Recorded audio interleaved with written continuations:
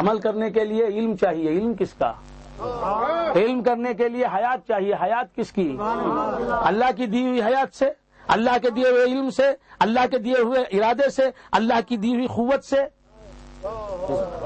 اللہ کے دیے ہوئے وجود اور ہستی سے اللہ کی عبادت کر کے تن کے چلتے ہو کہ میں بڑا نمازی ہوں، میں نمازی، میں نمازی، میں ارے میں کہنے والا کون ہے؟ کون سمجھ رہا ہے؟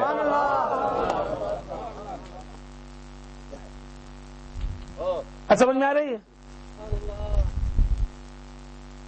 آئے ہائے ہائے، موسیٰ علیہ السلام نے کہا ربی ارینی، اب تقریر ختم کر دیتے ہو گیا نا، وقت ہو گیا نا۔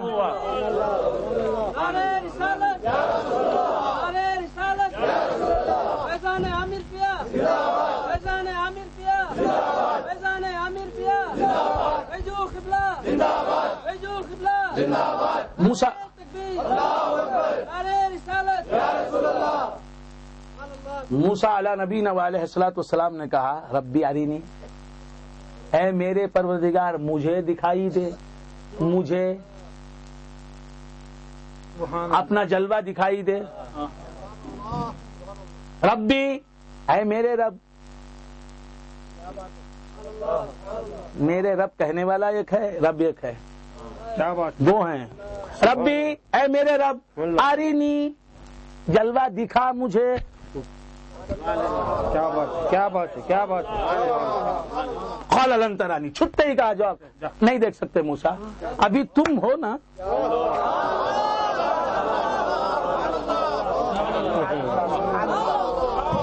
سبحان اللہ وخالا فخالا ثم خالا، کوئی عطفی نہیں، دیر کے بغیر جواب دیا ربی ارینی۔ تو معلوم ہوا دیدار کی جب دعا ہوتی ہے، جب تجلی مانگنے والا تجلی کو مانگتا ہے تو متجلی فوراً جواب دیتا ہے۔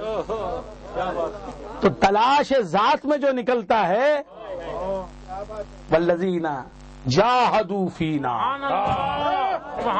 والذین جاہدوا فینا لنہدینہم سبلنا، وہ لوگ جنہوں نے مجاہدہ کیا ہماری ذات میں، کیا بات ہے، ہماری ذات میں، والذین جاہدوا فینا، تو یہ ایک مجاہدہ ہے جو اللہ کی ذات سے باہر ہے، ایک مجاہدہ جو اللہ کی ذات میں ہے، ایک مجاہدہ ہے جو اللہ کے راستے میں ہوتا ہے۔ والذین جاہدوا فی سبیل اللہ وجاہدوا فی سبیلہ، اور جہاد کرو، مجاہدہ کرو اس کے راستے میں، جنگ لڑو کافروں سے۔ اللہ کی ذات کی بات نہیں، اللہ کے راستے کی بات، یہ راستے کی بات ہے، منزل کی بات نہیں۔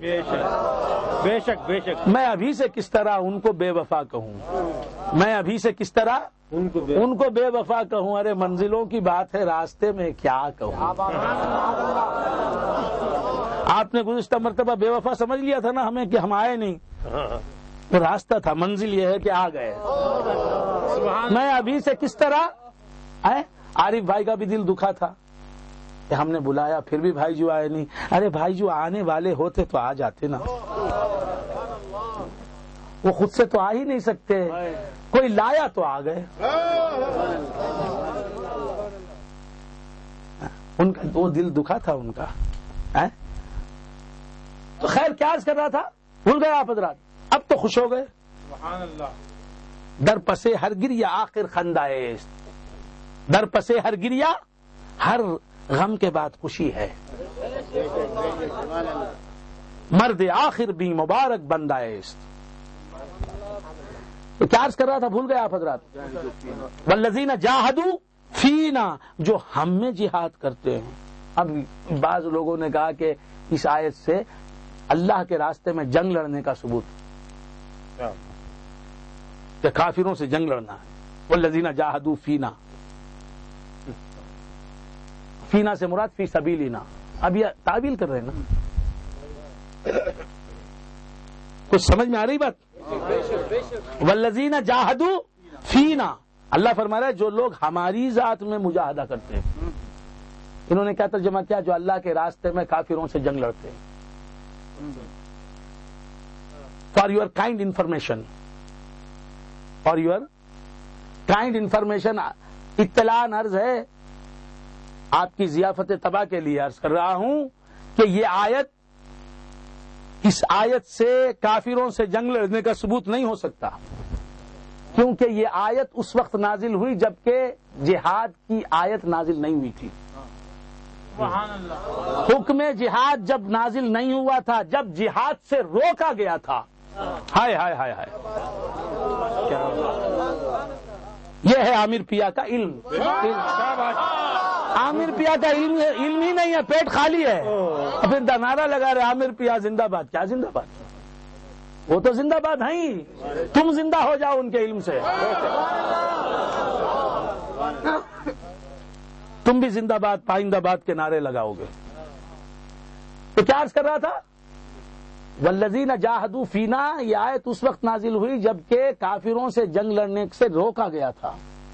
اس وقت حکم تھا کہ کافر تم پر ستم ڈھائیں گے، مظالم کے پہاڑ توڑیں گے، لیکن تمہیں جوابی کارروائی نہیں کرنی چاہیے. وہ پتھراؤ کریں گے، وہ تیر برسائیں گے، وہ تمہیں قتل کریں گے، سولی پر چڑھائیں گے، صلیب پر چڑھائیں گے، تمہیں مصلوب کریں گے، تمہیں آگ میں ڈال دیں گے. بلال کی مقدس پیٹھ پر کوڑے لگائے جائیں گے، لیکن تمہیں اف نہیں کرنا ہے. یہ مکی زندگی میں نازل ہوئی آیت، جب حکم جہاد نہیں تھا فرض.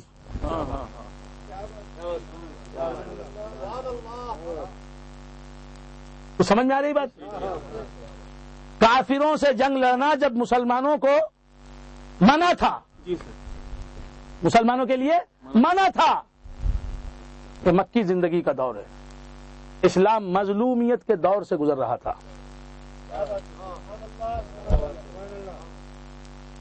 حضرت خبیب کو سولی پر لٹکایا گیا، کسی کو مصلوب کر دیا گیا. حضرت عمار بن یاسر کو آگ میں ڈال دیا گیا.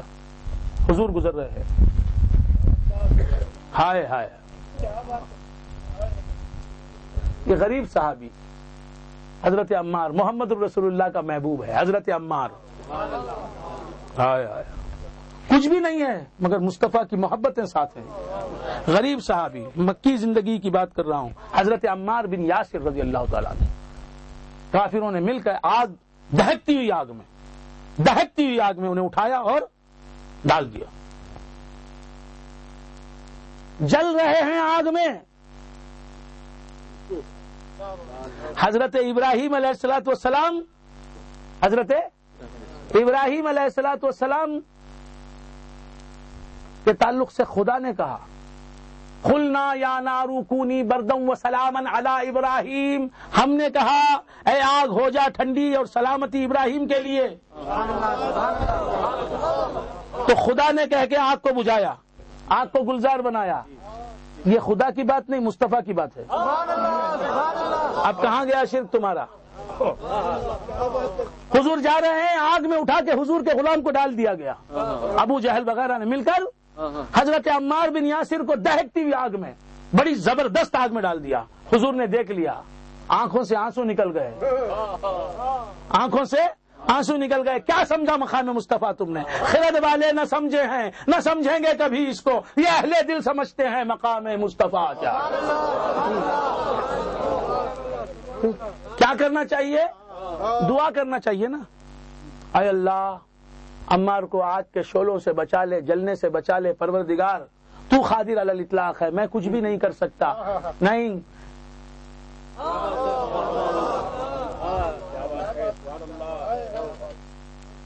مستند روایتوں سے ثابت ہے واقعہ. سیرت کی کتابیں ایک نہیں 20 50 کتابوں میں یہ واقعہ ملے گا آپ کو. دہکتی آگ میں حضرت عمار بن یاسر رضی اللہ تعالیٰ عنہ کو ڈال دیا. کفار مکہ نے، جماعت نے پکڑ کے زبردستی ڈال دیا. حضور کی نگاہوں کے سامنے یہ واقعہ ہوا. حضور دعا کرنا چاہیے نا. ہاں آیا حضور ہوتے تو دعا کرتے. سبحان اللہ.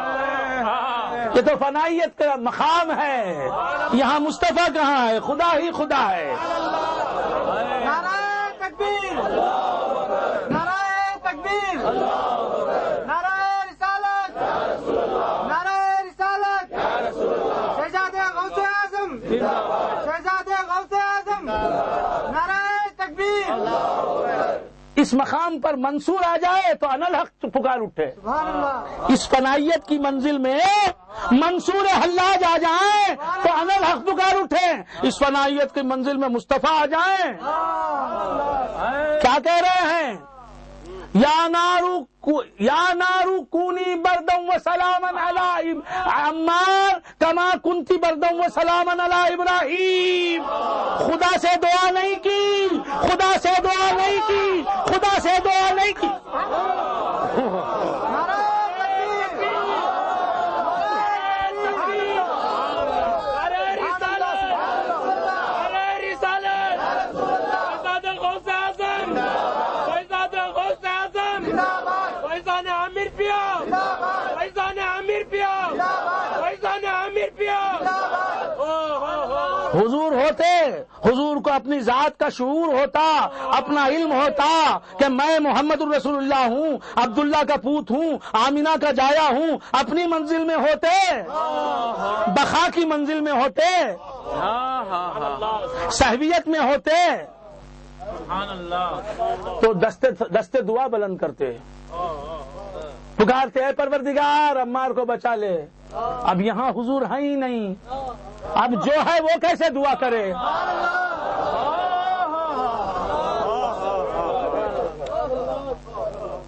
تو سمجھ میں آ رہی ہے بات؟ قلنا یا نار کونی بردم و سلاما علی ابراہیم، قلنا یا نار کونی بردم و سلاما علی ابراہیم۔ ابراہیم علیہ الصلوۃ والسلام کو جب گوپھن میں بٹھا کر،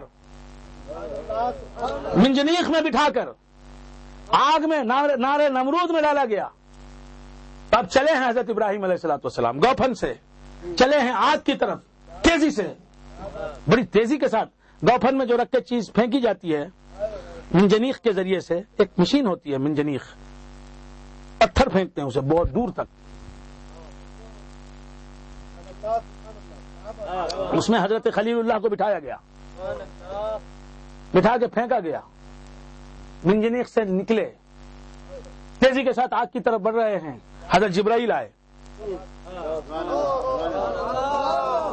جبرائیل آئے، آگے کہا حلک حاجت منی، ابراہیم علیہ الصلوۃ والسلام میری کچھ ضرورت ہے، مجھ سے کچھ مدد لینا ہے آپ کو، آپ کی کچھ مدد کر سکتا ہوں میں؟ کہا علمہ بحالی کفانی عن سوالی،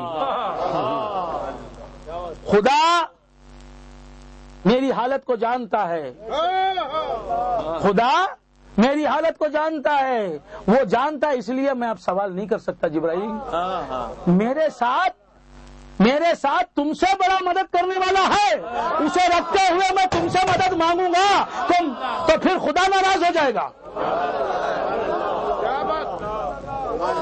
اسے رکھتے ہوئے میں تم سے مدد مانگوں گا تو خدا مجھ سے ناراض ہو جائے گا۔ میری طرف دیکھیں، مچھر آیا تو اسے دیکھ رہے ہیں، چائے گر گئی تو اسے دیکھ رہے ہیں،